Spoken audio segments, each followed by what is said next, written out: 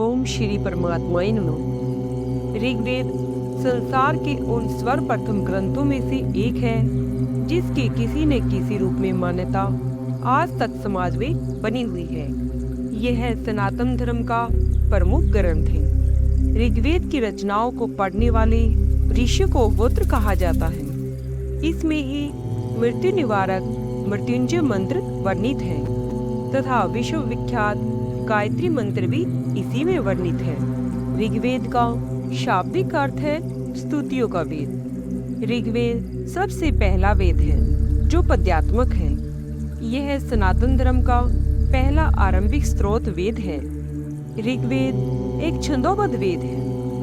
इसमें आर्यों की परंपरा व इतिहास की जानकारी प्रदान की गई है। संपूर्ण ऋग्वेद में 10 मंडल, 1028 सूक्त तथा सूक्तों में 10,462 के लगभग मंत्र है।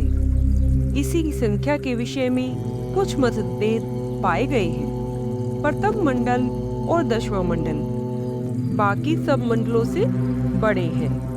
इसमें सूक्तों की संख्या भी 191 है। ऋग्वेद का श्रेष्ठ भाग दूसरे मंडल से लेकर 7वें मंडल तक का है। ऋग्वेद के 8वें मंडल के प्रारंभ में होने वाले 50 सूक्त प्रथम मंडल के समान होने का भाव रखते हैं। इसके 10वें मंडल में औषधियों का उल्लेख मिलता है। इसमें 125 औषधियों का वर्णन किया गया है। इन्हें 107 जगहों पर पाए जाने वाले का उल्लेख है। इस वेद में 100 औषधि का वर्णन विशेष जगह पर मिल जाता है। इसमें अनुमानित 400 स्तुतियां हैं।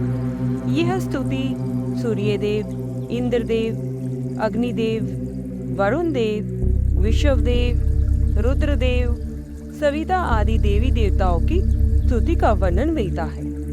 ऋग्वेद के विषय में प्रमुख तथ्य: नंबर 1, ऋग अर्थात स्थिति और ज्ञान है।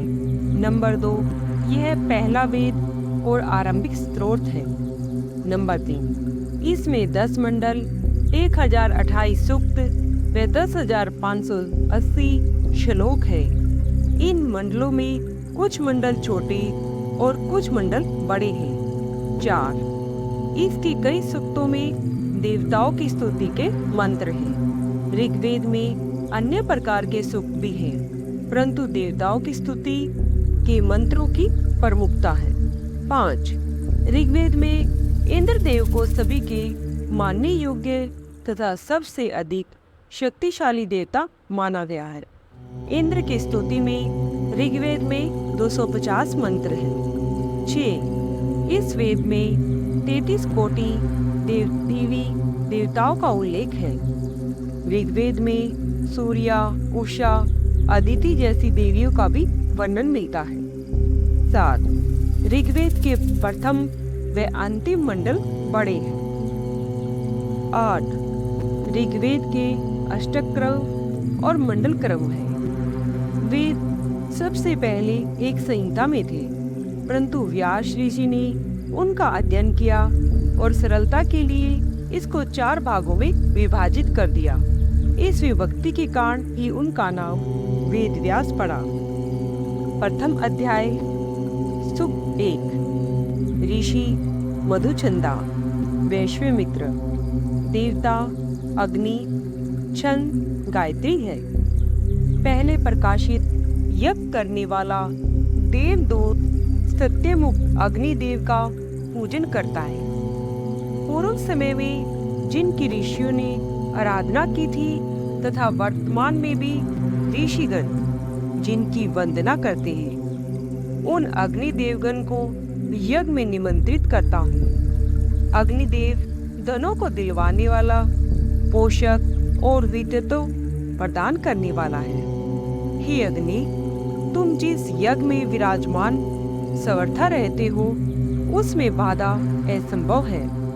वह यज्ञ स्वर्ग में स्थित देवताओं को संतुष्ट करता है।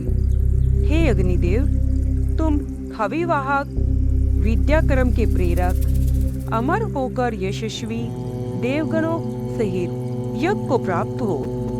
हे अग्निदेव, तुम हविदाता का कल्याण करने वाले, अवश्य ही वह कर्म तुम्हें ग्रहण होता है।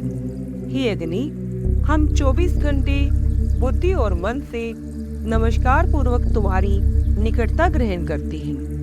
हे अग्नि, तुम यज्ञ को उज्जवल करने वाले, सत्य की रक्षा करने वाले, स्वयं प्रकाशवान तथा सहज वृद्धि को प्राप्त होते हो। हे अग्नि, जिस प्रकार पुत्र के निकट पिता स्वयं पहुंच जाता है, वैसे ही तुम हमको सुगमता से प्राप्त हो जाओ। इसलिए तुम हमारे लिए कल्याणकारी हो। सुख 2। ऋषि वधुछंदा वैश्वामित्र, देवता वायु इंद्रवायु, मित्र वरुण, छंद गायत्री है। हे प्रिय दर्शनवारियों, यहाँ पधारो। तुम्हारे लिए यह सुप्रसिद्ध सोमरस रखा है। उसे पीते हुए हमारे संकल्पों पर ध्यान आकर्षित करो। हे वायु, यह सोम निष्पन्न करने वाले और उसके गुणों को जानने वाले वंदनकारी तेरा गुणगान करते हुए पूजन करते हैं। हे वायु, तुम्हारे हृदय को छूने वाली वाणी सोम की इच्छा से दाता को शीघ्र प्राप्त होती है। हे इंद्र तथा वायु, यह सोमरस प्रस्तुत है। यह आपके लिए है, अतः अनादि सहित आओ। हे वायु, हे इंद्र, तुम अन्न सहित सोमों के त्राता हो, इसलिए शीघ्र ही आगमन करो। हे वायु और इंद्रदेव, इस सिद्ध किए गए सोमरस के निकट शीघ्र पधारो। तुम दोनों ही योग्य पदार्थों को ग्रहण करते हो। पवित्र शक्ति वाले मित्र और शत्रु का नाशक वरुण का मैं आह्वान करता हूँ। ये ज्ञान और कर्म को प्रेरित करने वाले हैं। ये मित्र वरुण सत्य से वृद्धि को प्राप्त होने वाले हैं। सत्य स्वरूप तथा सत्य से महानता को प्राप्त यज्ञ को मैं संपन्न करने वाले हैं।